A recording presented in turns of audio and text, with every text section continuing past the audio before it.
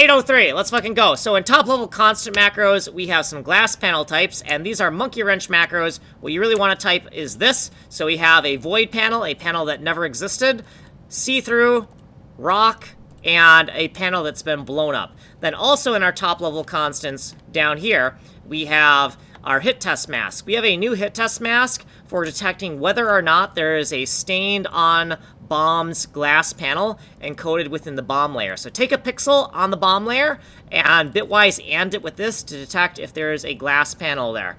And we've added also some footnotes as well to describe what's going on. Okay, in file 896 within our thumbnail renderer, I second guessed myself within the DTF bars. This mask is actually correct. I have a footnote for why this mask is correct.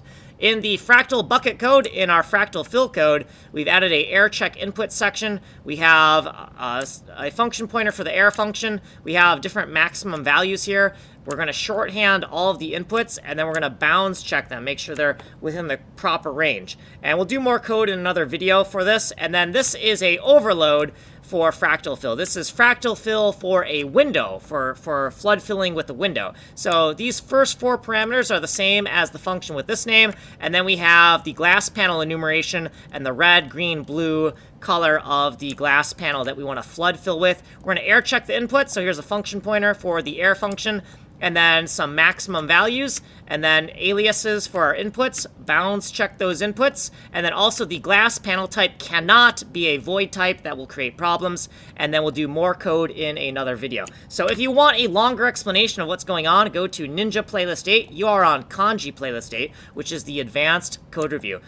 There's ways of getting a hold of me and source code here. I'm open sourcing the entire engine, and I'm documenting every single line of code.